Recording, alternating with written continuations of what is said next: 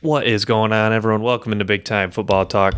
So I want to get into this. I want to break down the top 5 cornerback prospects for the 2021 NFL Draft. I think this is a loaded draft class at corner, especially at the top. There's these top 5 guys I'm going to go through are just really good players. So let's get straight to it.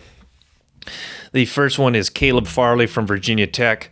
He was a former high school quarterback, 6'2", 270 pounds. Really love what I've seen out of Caleb Farley. He's a guy that just does not allow receivers to get separation. He uses his length to stay right with receivers. His ball skills are incredible. Against Miami, 2 interceptions. Stepped into a role in 2018 after not really playing a lot, or after didn't play at all in 2017 because of a knee injury. 2018 burst onto the scene, appeared in almost every game, and then in 2019 led the ACC with passes defended, 2 interception game versus Miami, and then against North Carolina, that game, it really got my attention because just was not allowing any sort of separation. And even if he does get beat a little bit deep, his recovery speed is just incredible. A very good tackler, hasn't shown a willingness to come up and make hits. So like what I've seen out of Caleb Farley, 6'2", 207 pounds. So good size. I'm interested to see what he does next year. Could be a big year for Caleb Farley, and they need him to step it up on the Virginia Tech defense. Number 2, we got Patrick Surtain from Alabama. Surtain is a guy that played right away as a freshman in 2018, which says a lot because Nick Saban doesn't really play freshmen at Alabama. Surtain, a guy that is a lot like Farley, 6'2", 203 pounds, good size, good length, doesn't allow a lot of separation, is a very fundamentally sound corner. They like to play him press man-to-man. He had a lot of pass breakups, not a lot of interceptions because team just, they didn't really want to throw his way. And he was highly touted out of high school, 5-star recruit. His dad played in the NFL, Patrick Surtain Sr., so comes from a good bloodline. 37 tackles, 1.5 tackles for loss, 7 passes, 7 pass breakups, 1 interception as a freshman. And then even better year in 2019, 42 tackles, 3 forced fumbles, 8 pass breakups, and 2 interceptions. It's the other thing about Surtain is he's not afraid to get physical at all. Even though, when he comes up and makes tackles, he's not always super physical, has made some big hits, like I said, forced fumbles, but is not afraid to get his hands on the receiver, and great recovery speed, even if he does get burnt deep. You saw against Texas A&M, he got burnt deep, but then recovered and was able to get his hand in. And he's one of those guys that turns his head around to the football and is still able to recover. You see a lot of guys, they don't turn their head around so they don't lose that recovery speed. He's a guy that can turn his head around and still stay stride for side with the receiver, which says a lot. So, notable games versus A&M, had an interception in 2018 and 2019 versus Texas A&M. Great game versus Arkansas in 2019. And the bottom line, Surtain has a chance to be special in 2020. Should hopefully be one of the leaders of the Alabama defense. They need him to step up. In a secondary that now has some experience with him and Josh Jobe, another highly touted guy coming out of high school. But yeah, Surtain, the number 6th overall player in the country at cornerback in the 2018 recruiting class, according to 24/7 Composite. Number 3, Shaun Wade, the cornerback from Ohio State. So Wade is a guy that didn't really get to shine as bright as he wanted to because he wasn't the main guy at corner, but still made a lot of plays. Ryan Day and their defensive coordinator Greg Madison, they like to blitz him off the edge. And against Michigan State, he made a big play coming off the edge and getting a sack. And then against Cincinnati, they blitzed him off the edge and forced a fumble. Had that big hit on Trevor Lawrence, where he was eventually ejected from the game.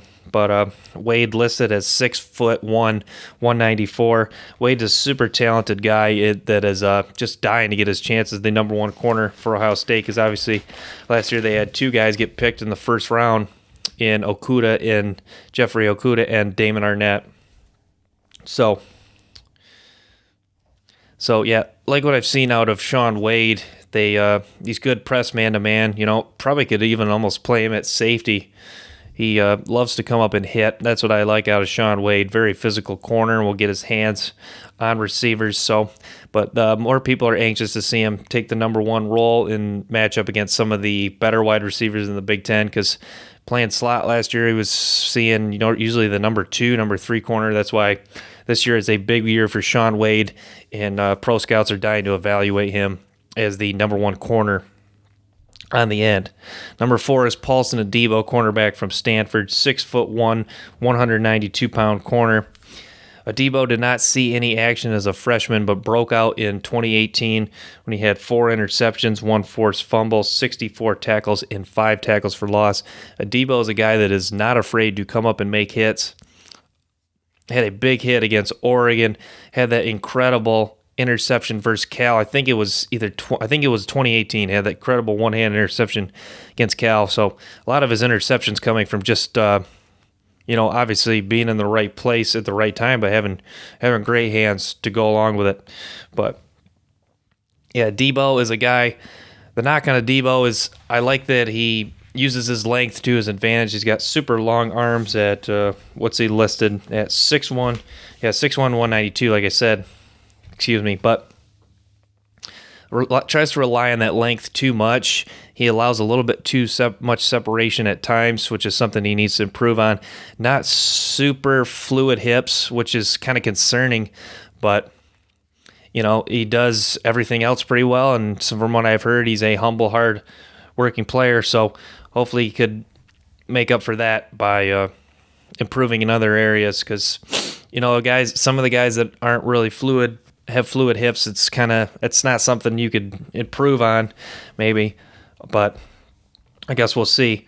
So the bottom line for Paulson Adebo, they want to see a full, healthy season out of him, the Stanford Cardinals and David Shaw, and he wants that too, because he's a guy that's trying to improve his draft stock, kind of really relying on that 2018 season he had, and does not want to have as much of a 2019 season that was a little bit injury-plagued. Number 5 is Elijah Molden, cornerback from Washington. Molden had a big year in 2019, 49 tackles, 5 tackles for loss, 4 interceptions.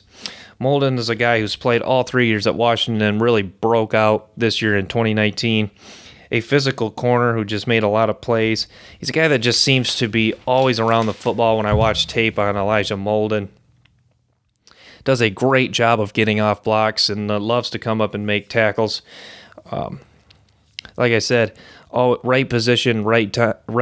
He's a guy that's right place, right time, but seems like an instinctive player, which is something you can't coach. So, really like what I've seen out of Elijah Molden. So here's that's my list of top 5 corners for the 2021 NFL Draft.